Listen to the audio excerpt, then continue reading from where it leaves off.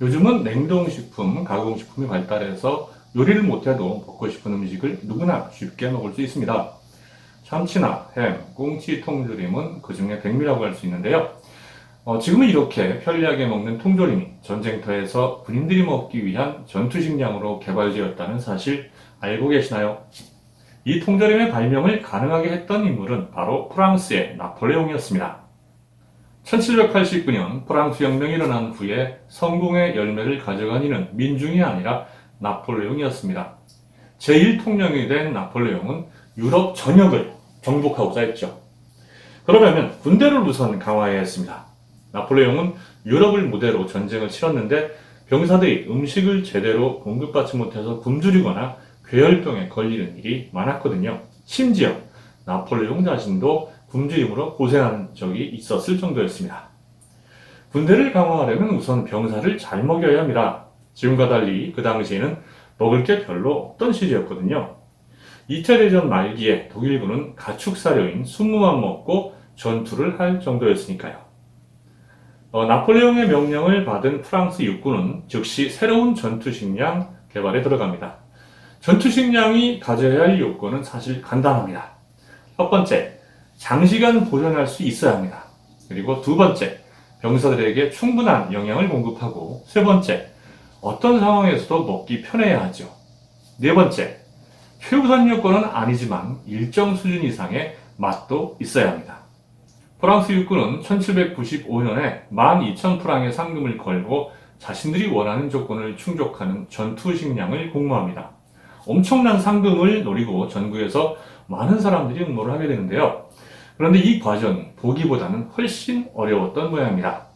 니콜라스 아페르라는 인물이 결국 우승을 하기는 하는데 무려 10년의 세월이 걸렸거든요. 아페르는 10여 년의 연구에 매달린 끝에 1804년에야 해결책을 내놓습니다. 그의 해결책은 병조림이었습니다. 입구가 넓은 병에 삶은 고기, 또 야채 등 음식을 넣고 병을 중탕한 다음에 코르크 마개와 왁스로 밀봉하는 방식이었죠. 당시 프랑스의 한 신문은 병조림에 대해서 아페르 씨는 계절을 붙잡아두는 방법을 발견했다. 병 안에 봄과 여름과 가을을 살아있게 만들었다고 극찬했습니다. 아페르는 병조림의 특허를 받지 않고 공개했기 때문에 이 방법은 유럽 전역으로 퍼지게 됩니다. 아페르의 병조림은 프랑스군의 보급 체계에 크게 기여합니다. 취사 시간이 절약됐죠. 또 조리 기구도 필요 없어졌죠. 부대 이동의 속도도 빨라졌고 보급 부대 부담도 줄었습니다. 하지만 아이러니하게도 이러한 병조림의 기여에도 불구하고 나폴레옹은 전쟁에서 계속 패한 끝에 유배되는 그런 아이러니한 상황을 맞게 됩니다. 1942년에 미국 식품기술자협회는 아페르의 공을 기리고자 식품기술 발전에 기여한 사람에게 수여하는 니콜라 아페르상을 제정합니다. 병조림은 혁신적이었지만 한 가지 심각한 문제가 있었습니다. 바로 용기가 유리여서 깨지기 쉬웠다는 겁니다. 전장에서는 어떤 일이 일어날지 모르잖아요. 그래서 이러한 단점은 무시할 수 없는 그런 심각한 단점이었습니다. 영국은 이런 병조림의 단점을 극복하기 위한 방법을 찾기 시작하는데요. 결국 핵심은 유리 용기를 가벼우면서도 튼튼한 재질로 개량하는 거였습니다. 이런 영국 정부의 고민을 해결한 사람은 피터 듀란드였습니다.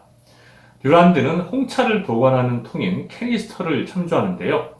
철로 깡통을 만들면 철의 산화 성질 때문에 음식물이 상할 수 있다는 걸 깨닫고 양철로 통조림 용기를 만들어냅니다.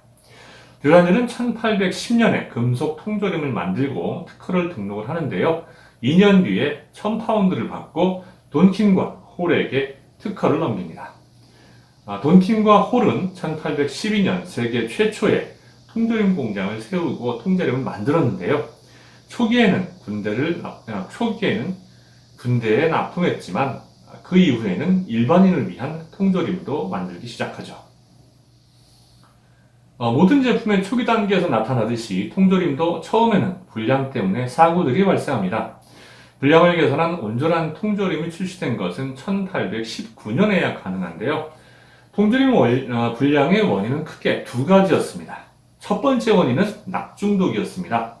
초기 통조림들은 일일이 사람들이 납땜으로 뚜껑을 밀봉했는데 이 납성분 때문에 납중독에 시달리는 경우가 있었습니다.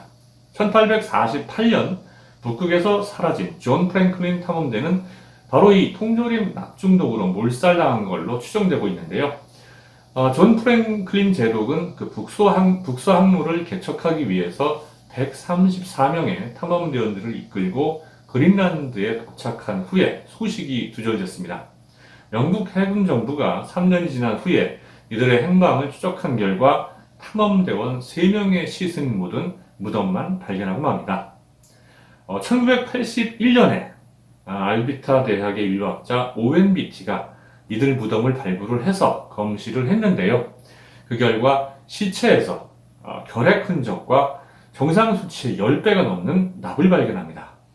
검사팀은 탐험대가 납땜으로 봉한 8,000개 이상의 통조림을 가지고 갔다는 사실에 주목하고 이들이 납중독으로 사망했다는 결론을 내리죠.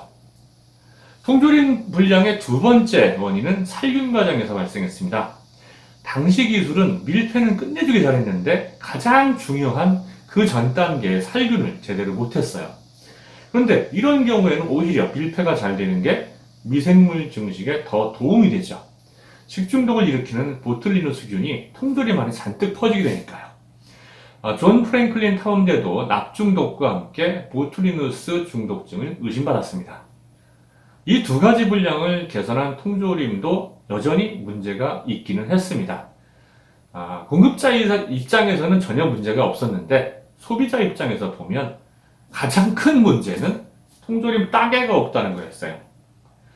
초기 통조림은 지금처럼 작지도 않았습니다. 그래서 따는 과정 자체가 노동이었죠. 당시 제조사들은 제품 겉에다가 끌과 망치로 따서 먹으라고 적어놨다는데 만일 그게 사실이라면 소비자들은 좀 열받았겠죠? 소비자들은 실제로 칼, 망치, 못 등을 이용해서 통조림 뚜껑을 열었다고 하는데 전장에서는 군인들이 총검으로 통조림을 따서 먹었다고 합니다.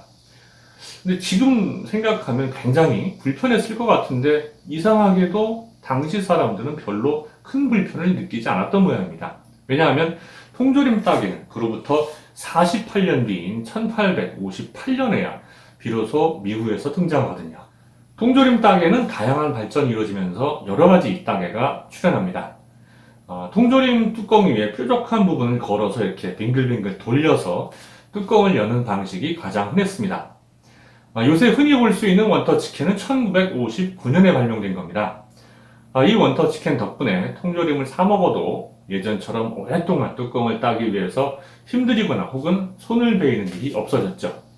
원터치캔 방식에 따라서 이지 오픈 엔드 방식과 이지 필 오프 리드 방식으로 나뉩니다.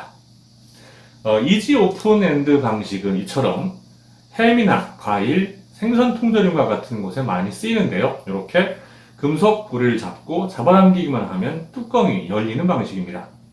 이지 필 오프 리드 방식은 안전성을 강화하기 위해서 이 뚜껑과 손잡이 부분에 알루미늄 포일로 접착 방식을 이용을 한 건데 요새 참치캔을 보면 많이 사용되는 것을 알 수가 있죠. 우리가 일상에서 간단하게 먹을 수 있는 통조림도 지금처럼 편리하게 사용하기까지 많은 시행착오가 있었고 또 많은 사람들의 노력과 개선이 있었다는 것 정말 놀랍지 않습니까? 오늘 저녁에는 참치캔이나 햄, 통조림을 사서 김치찌개나 부대찌개 등을 먹어보면서 그들의 노력을 기리는 것은 어떨까요? 오늘은 여기까지입니다.